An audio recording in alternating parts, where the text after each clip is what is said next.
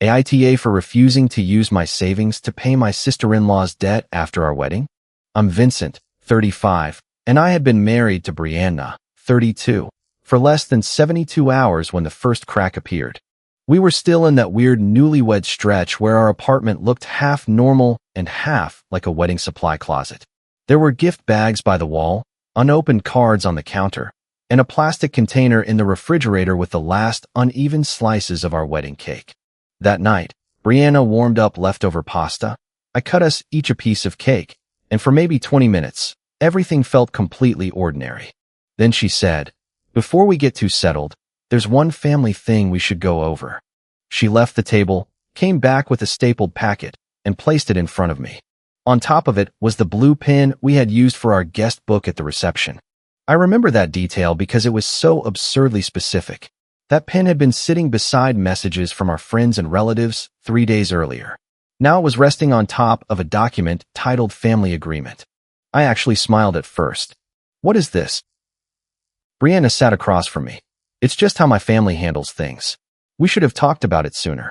That phrase hit me before anything else did. Should have talked about it sooner. I opened the packet. Most of it was written in language that sounded almost reasonable if you read it quickly.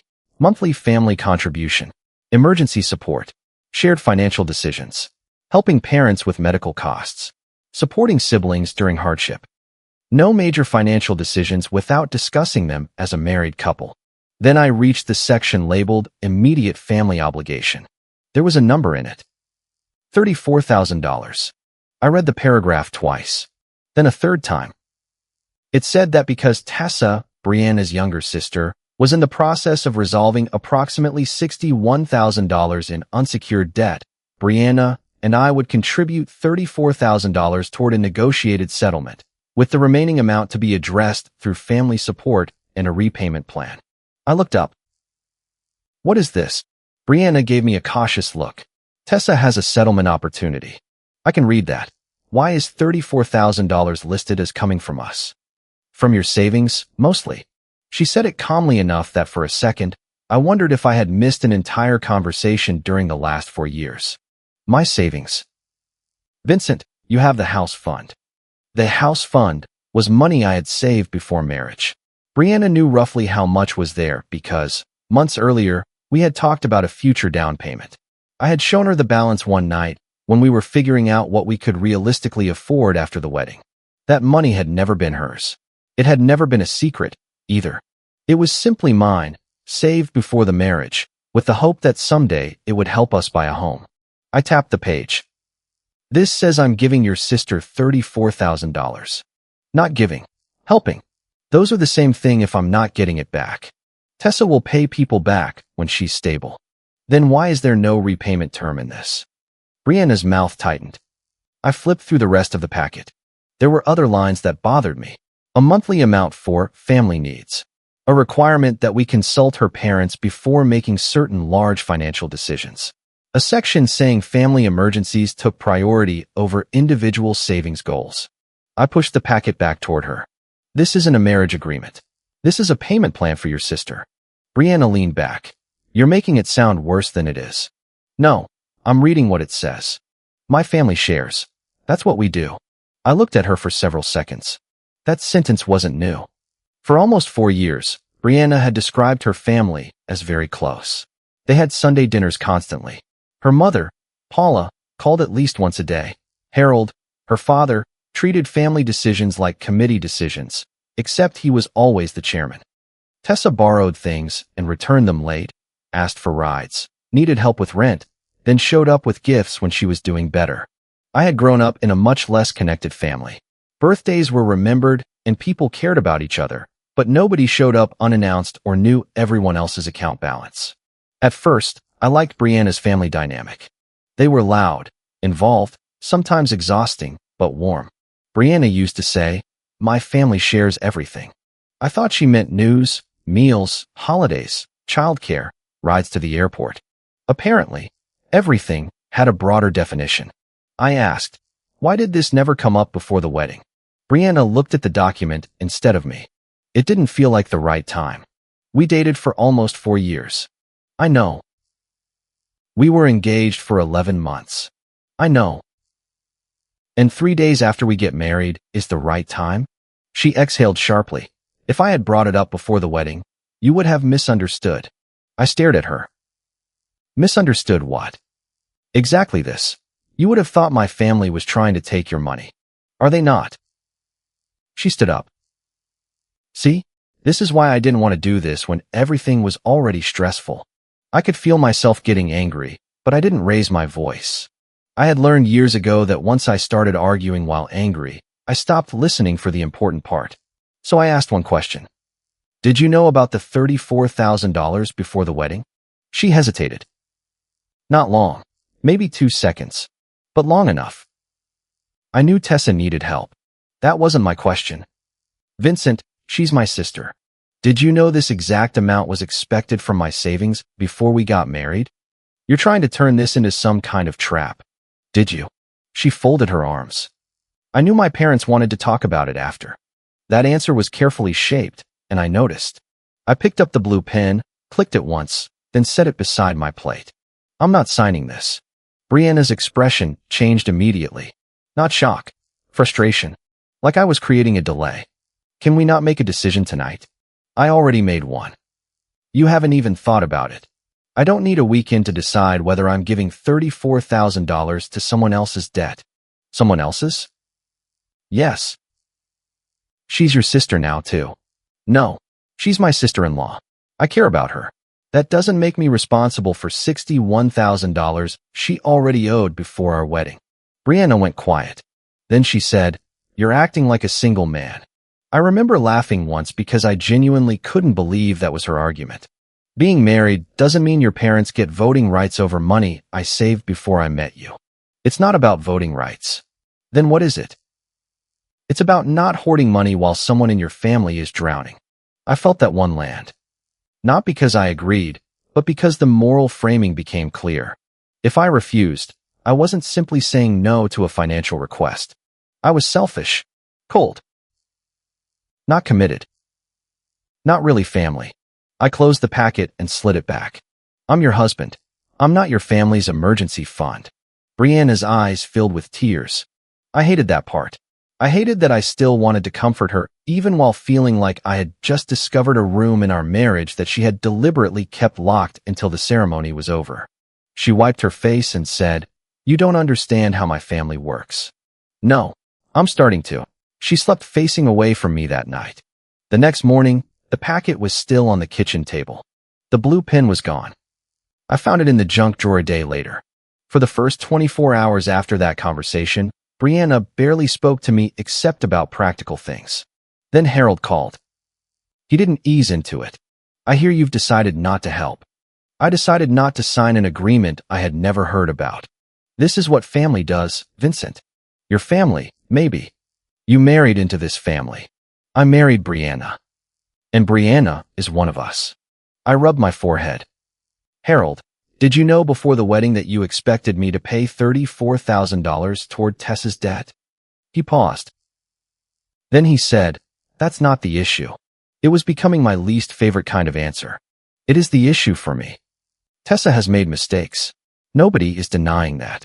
She has a chance to settle this mess and rebuild. You could fix the biggest part of it without changing your lifestyle at all. That told me Harold knew enough about my savings to have opinions about what would or would not affect my life. I said, "You don't know enough about my finances to say that. I know you've been responsible. Then you also know I'm not going to transfer $34,000 because you decided I should." His voice hardened. "You're making Brianna look foolish." I didn't hand her the agreement. "You're her husband. You two are supposed to act as one. Then she should have discussed it with me before my name appeared on a payment plan." He hung up after telling me I was being stubborn. Paula called that evening. Her approach was completely different. She sounded tired and hurt. "Vincent, I'm not calling to fight. Okay.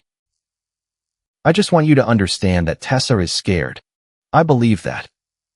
She hasn't slept. She finally had a way out. I'm sorry she's dealing with that." Paula sniffed. "One day you may need help. I hope when that day comes, nobody looks at you and says no." I almost answered angrily. Instead, I said, "If I need $34,000 from someone, I hope I asked them before promising it to somebody else. There was silence. A little too much silence. Then Paula said, "Nobody promised anything." That sentence stayed with me. Because I hadn't accused her of promising anything. Not directly. Tessa called the following day. She cried at first. Then she got angry. "You don't know what it feels like to have everyone waiting for you to fail.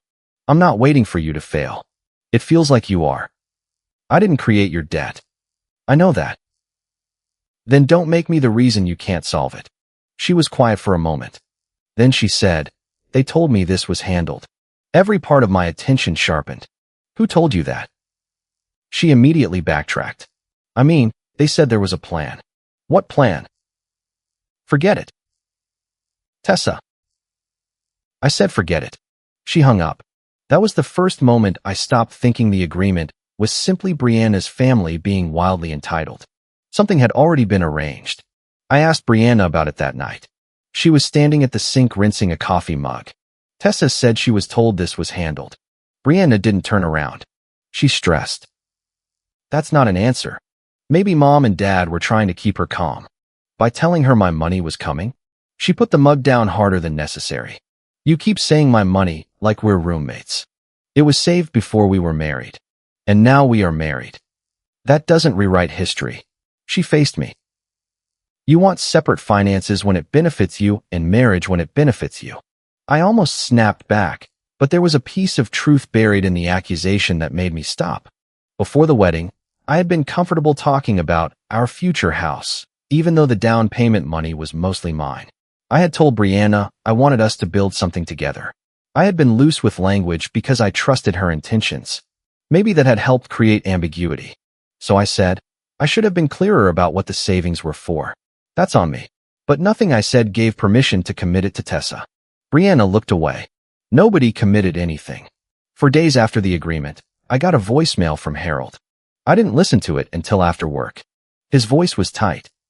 "Vincent, call me. There's a deadline involved here, and this is getting ridiculous. We need the funds confirmation today." Funds confirmation. I replayed it. Then again. I showed Brianna the voicemail. "What funds confirmation?" She looked pale. "I don't know exactly how the settlement works. But your dad does." "Probably." "Why does he need confirmation from me if nobody committed my money?" She started crying again. "Can you stop interrogating me?" I hated the word interrogating. I was asking questions about my own money. Still, I didn't want to turn the apartment into a courtroom. I said, "I'm going to bed. We can talk tomorrow." We didn't get that chance. The next afternoon, Harold came to our door. He didn't knock like a normal person. He pounded hard enough that I thought something had happened to Paula. When I opened it, he was red-faced and breathing hard. "Do you know what your little boundary just cost us?" Brianna came out of the bedroom behind me. "Dad, stop."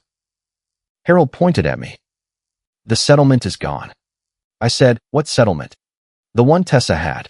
The creditor pulled the discount because proof of funds didn't come through." I looked at Brianna, then back at Harold. Why would Tessa's settlement depend on me? He realized what he had said. I saw it happen. His jaw tightened. "Because your wife told us you two were in a position to help. That's not the same thing as authorization. You're splitting hairs." "No, I'm talking about $34,000. Harold stepped closer to the doorway. "This family made plans based on your commitment. I never made one. You married Brianna." I almost laughed again, but there was nothing funny left. "That's not a financial authorization. Don't get smart with me." "Then don't promise my money and call my refusal a betrayal." Brianna grabbed her father's arm. "Dad, go home." He looked at her. "Your sister lost the deal." "I know. This didn't need to happen." I said, "You're right. It didn't." Harold gave me a look that made it clear he thought we were saying the same thing. We were not. After he left, I locked the door and turned to Brianna. "You said nobody committed anything." She sat down on the edge of the couch. "They thought you would help." "That's not what he said. My dad overstates things. He said they made plans based on my commitment." He shouldn't have said commitment. So what should he have said? She covered her face. "I can't do this right now." That night, I called Owen. Owen had been my best friend since our 20s. He He was also one of the few people who could tell me I was overreacting without making me defensive. I explained everything. He didn't say, "Leave her." He didn't say, "Your in-laws are crazy." He asked, "Does Brianna have access to the savings account?" No. Does anybody else? No. Does she know enough information to answer security questions? Probably some. Then stop arguing for a minute and check your accounts. That sentence changed the way I approached the next 48 hours. I changed the passwords on every financial account I had. I changed the email password connected to them. I turned on transaction alerts. I checked beneficiaries, linked accounts, authorized users, and recent login activity. Nothing had been stolen. That mattered. I also froze my credit with all 3 bureaus. It felt dramatic while I was doing it, but at that point, my father-in-law had shown up at my door angry because money he didn't own had failed to materialize. I was done assuming everyone understood normal boundaries. We had opened a small joint checking account before the wedding for household bills. There wasn't much in it. I stopped adding anything beyond my share of upcoming autopays, locked the debit card issued in my name, and told Brianna exactly what I had done. She stared at me. "You froze your credit?" "Yes." "Because of me?" "Because I don't know what information has been shared." "That's insane." "Then tell me exactly what has been shared." She did not. That was the worst part. If she had simply said, "I sent them this, and this," I might have been angry, but at least I would have known the boundaries of the problem. Instead, every question seemed to produce another partial answer. Owen also told me something I hadn't thought about. Find out who this settlement company is. How? You said Harold left a voicemail about proof of funds. Start there. I listened to the voicemail again. There was no company name, but later that day, Harold sent Brianna a text that said, "Tell him to send the statement to the settlement office before noon if he has any decency." Brianna showed me the message during an argument, trying to prove how much pressure she was under. The message included an email address in the earlier thread. I copied it. Then I told Brianna, "I'm contacting them myself." Her entire posture changed. Why? Because my money and my name are apparently part of their file. "Vincent, please don't make this worse." That was the moment my suspicion hardened into certainty. What exactly would I make worse by telling the truth? She shook her head. "You're angry?" "Yes." "So you're going to punish Tessa?" "No.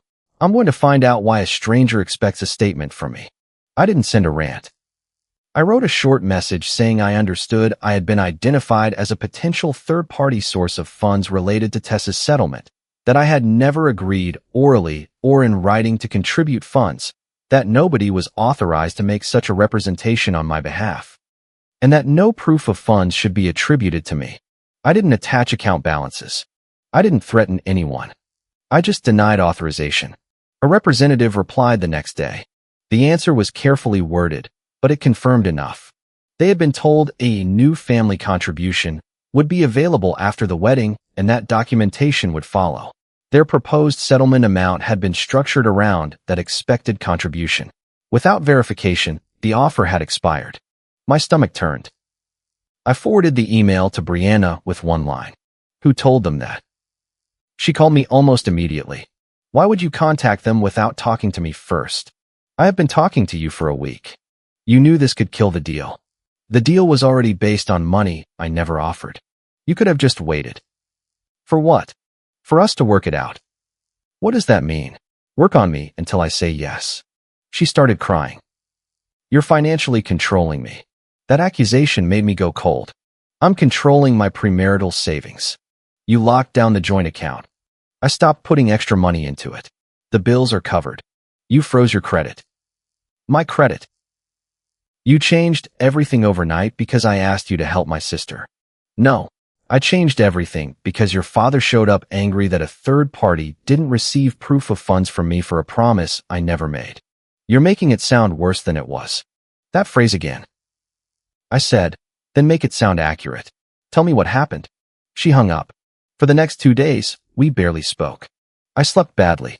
I replayed the conversations from before the wedding and started noticing details that had felt harmless at the time. A few months earlier, Harold had asked me how prepared I felt financially for married life.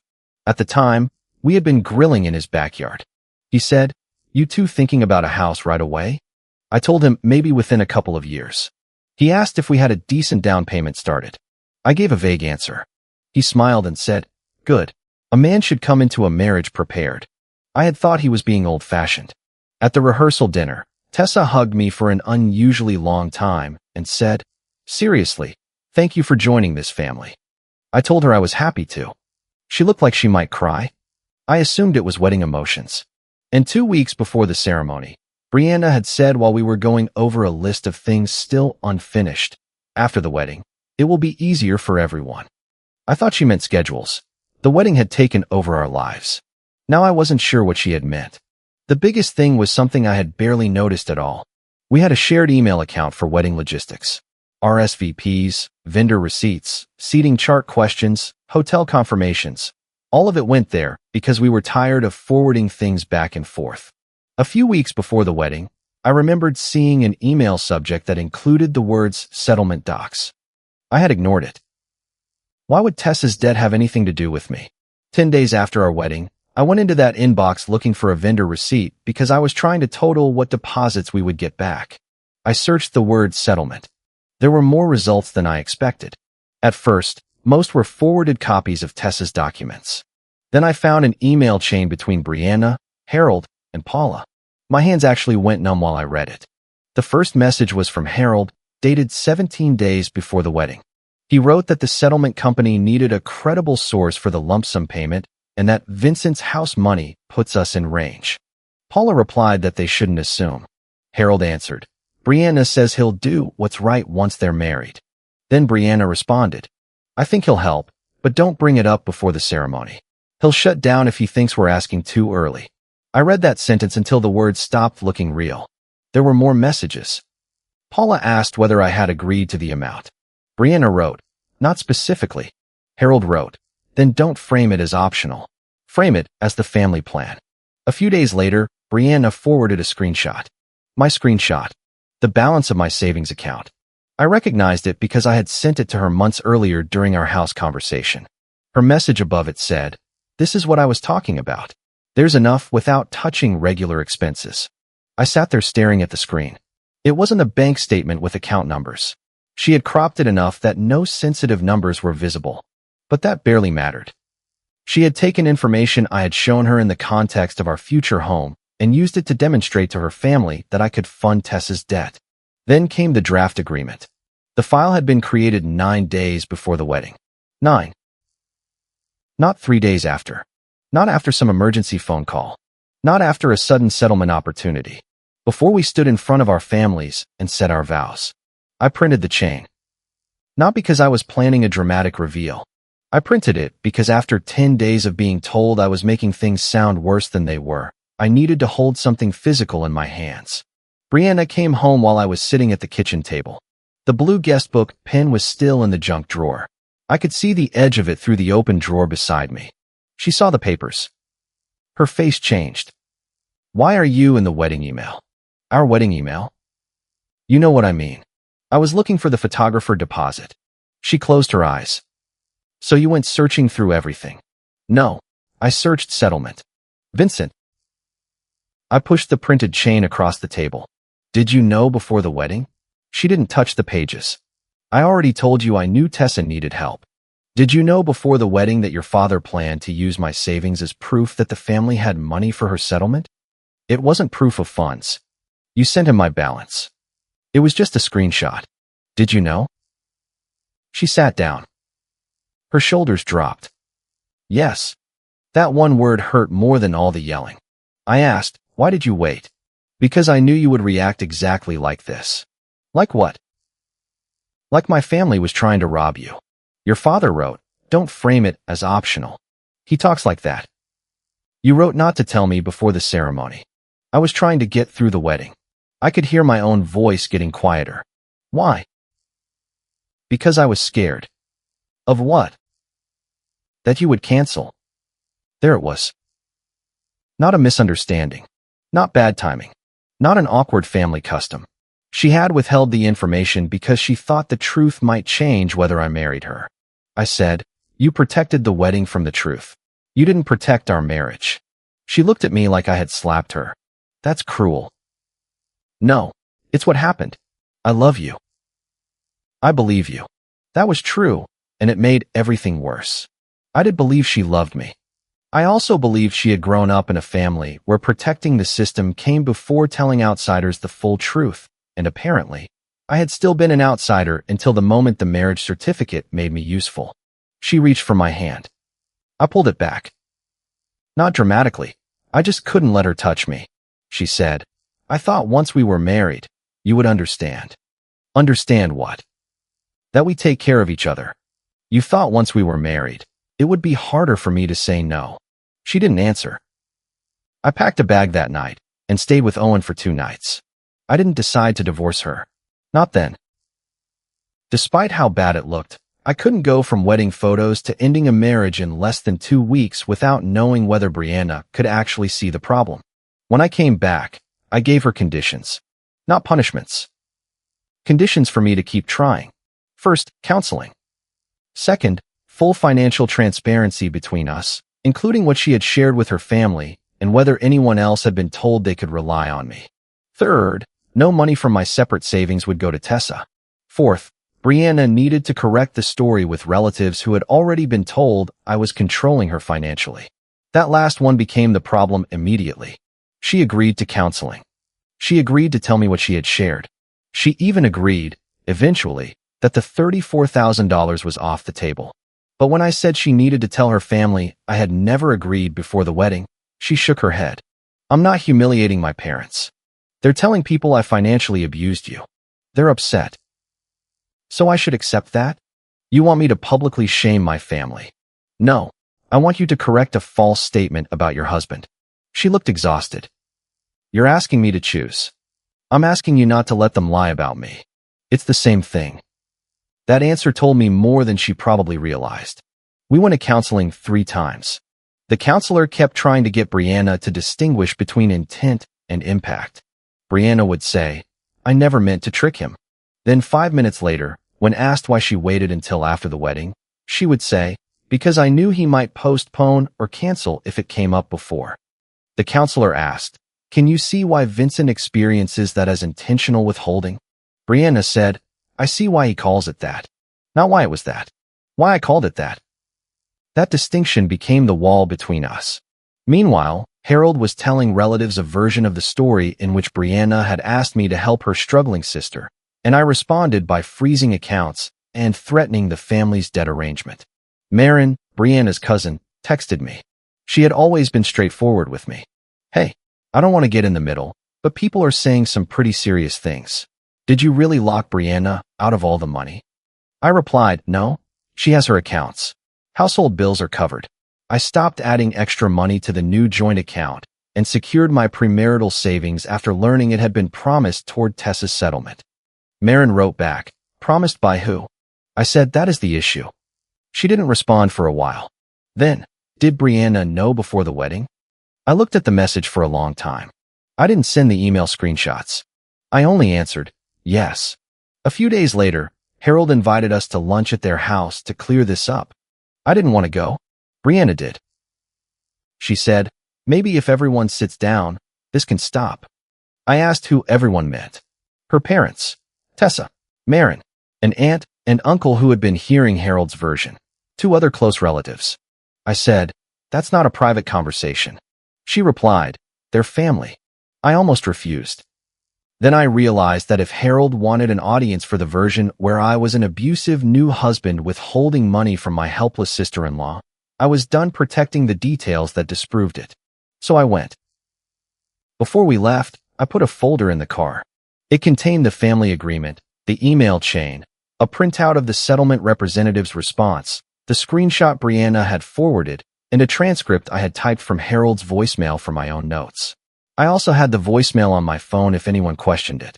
I didn't bring every text we had ever exchanged. I didn't bring private counseling notes. I brought only the pieces that established the timeline. Lunch was tense from the first minute. Paula had made too much food. The way people do when they're trying to pretend a gathering is normal. Tessa barely looked at me. Marin gave me a small nod. Harold waited until everyone had plates before starting. I asked everyone here because this has gotten out of control. I said nothing. He continued. We have a marriage that's barely 2 weeks old, and already Vincent is controlling access to money, contacting people behind Brianna's back, and putting Tessa in a worse position out of spite. Brianna stared at her plate. I looked at her. She didn't correct him.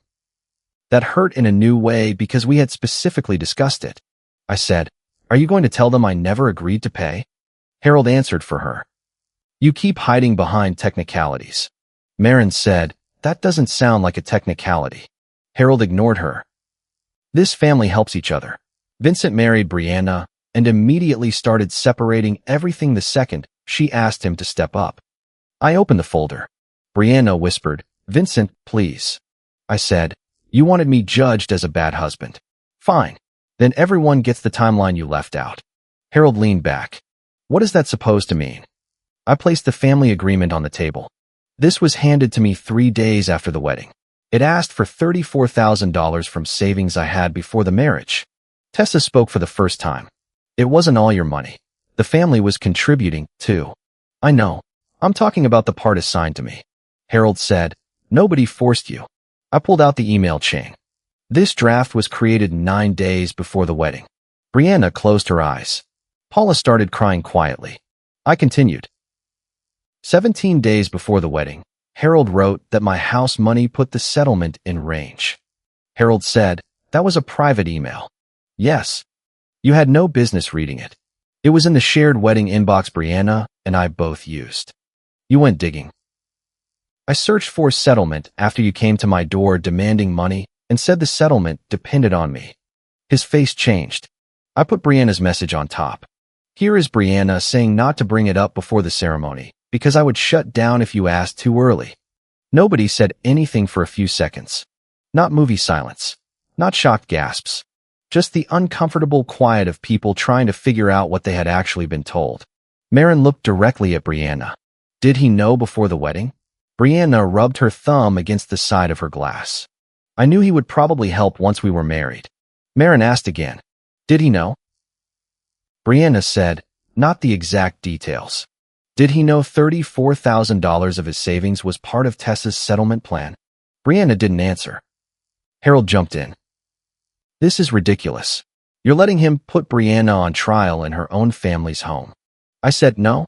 You put me on trial before I walked in." Harold slapped his palm lightly against the table. "You're making private family business public.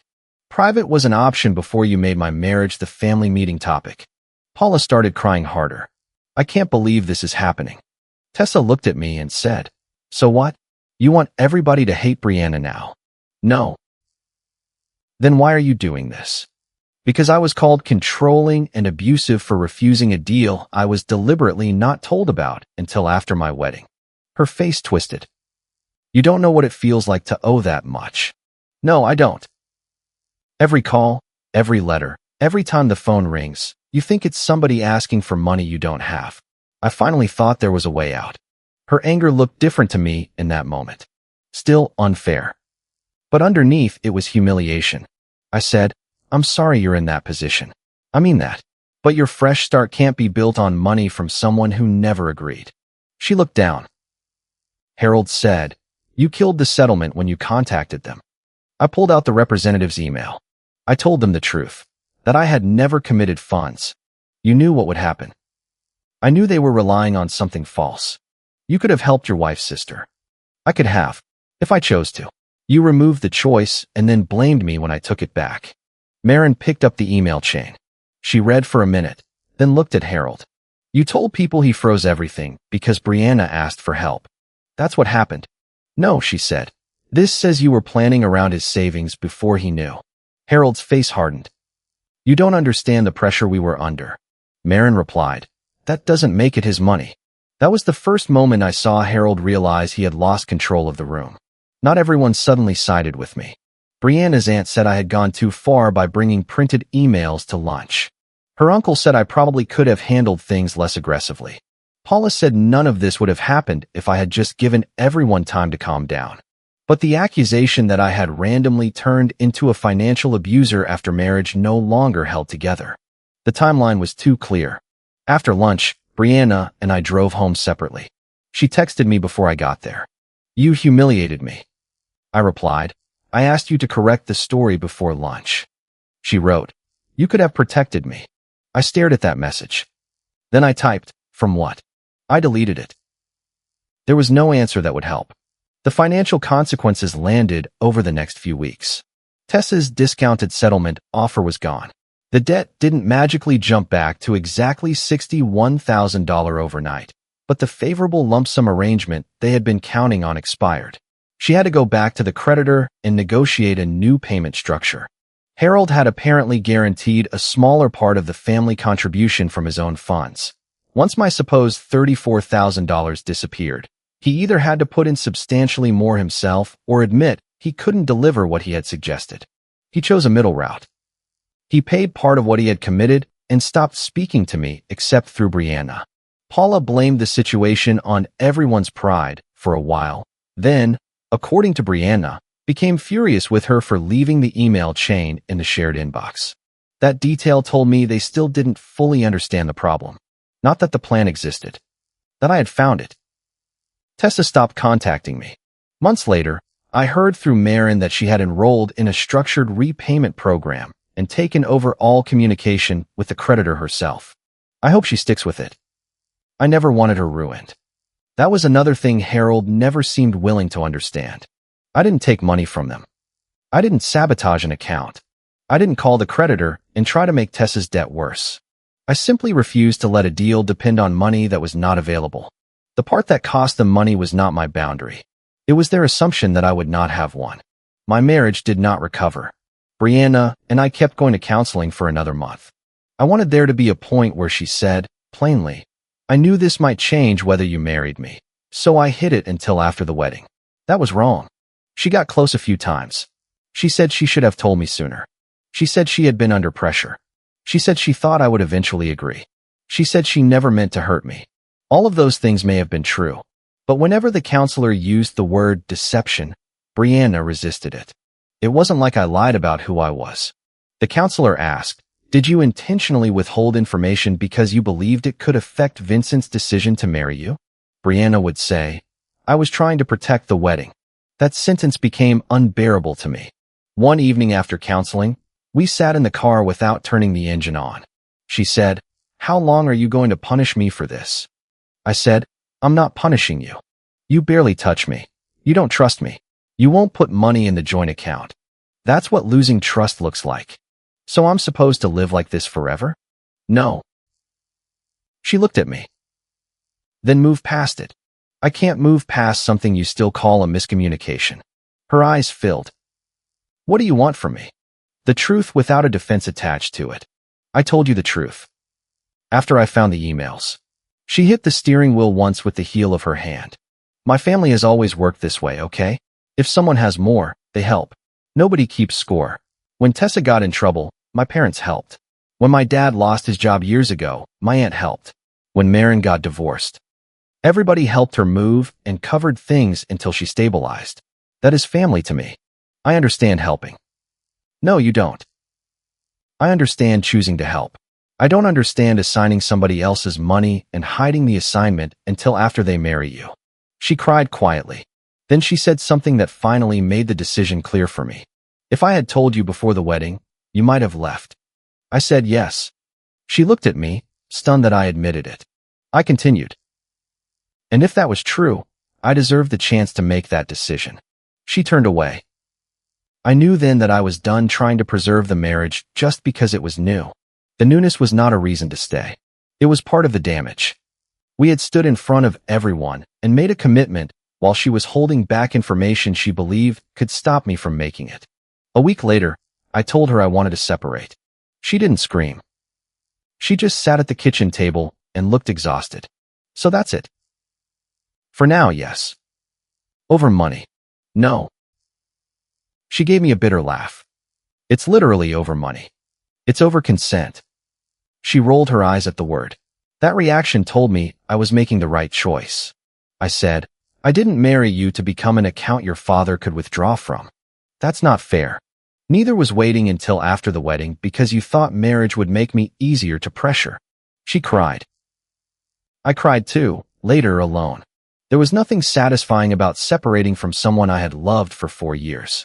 People like clean stories where the dishonest person becomes a monster and the hurt person walks away feeling powerful. That was not what happened. Brianna was still the woman who knew how I took my coffee, who stayed up with me when I was sick, who could make me laugh when I was in the worst mood, who had spent years building a life with me. She had also made a deliberate decision to keep something from me because she thought the truth might interfere with the wedding. Both things were real. That was what made leaving hard. We began separating our finances formally. The joint checking account had always been small, so dividing it was simple. Wedding gifts that were clearly meant for both of us were handled as joint property. I didn't try to claw back every dollar I had spent on the wedding or demand reimbursement for furniture. I wanted out cleanly, not victoriously. One afternoon, I sat at the same kitchen table where Brianna had first placed the family agreement. There were documents in front of me again. This time, they were for financial separation and the beginning of our legal separation process. I needed a pen. I opened the junk drawer. The blue guestbook pen was still there. I held it for a second and remembered the wedding. People lining up to sign the guestbook. Bad handwriting. Jokes from old friends. Brianna laughing because someone had drawn a terrible little picture of us beside their message. 3 days later, she had set that same pen on top of a document as if signing her family's rules was simply the next step after saying, "I do." I used it to sign the separation paperwork. Not because I wanted symbolism. It was just the pen that was there. But I noticed. Brianna moved in with her parents temporarily. A few relatives continued to think I had reacted too fast. Her aunt sent me a message saying marriages require forgiveness. I agreed with that. What I didn't agree with was the idea that forgiveness meant staying while the other person still refused to name the betrayal. Marin sent me a much shorter message. For what it's worth, the problem was never that you wouldn't help. The problem was everyone deciding you had already agreed. That was the closest thing to validation I got from Brianna's family, and I didn't need more. Harold still tells people I broke the family over money. Maybe he always will. Paula eventually stopped contacting me. Tessa, as far as I know, is handling her own debt now. And Brianna sent me an apology about 2 months into the separation. It was the first one that didn't include the words pressure, family, misunderstanding, or timing. She wrote that she had convinced herself waiting until after the wedding was different from lying because she never said anything false. She said she understood now that silence can be used dishonestly, too, especially when you know the missing information matters to the other person's decision. I read it twice. Then I put my phone down. I didn't rush to forgive her. I didn't send it to anyone. I didn't use it as proof that I had won. I just believed that, finally, she understood what had happened. That mattered to me. It did not fix the marriage. By then, too much had changed. I had lost the first months of the marriage I thought I was starting. I had spent money on counseling and legal advice I never expected to need. I had lost trust in someone I had planned to build a home with. I had also lost the version of her family I had once admired, the big, noisy group I thought was close because they loved each other so much. They did love each other. They had simply built that love around obligations I had never agreed to inherit. The savings stayed where they were. Not because money mattered more than my marriage. Because the choice did. The blue pen is still in a box with a few wedding things I haven't decided what to do with. I don't look at it as a symbol of revenge. Mostly, it reminds me that a signature only means something when the person holding the pen is allowed to say no. If you liked it, don't forget to leave a comment and support the channel by subscribing. See you in the upcoming stories.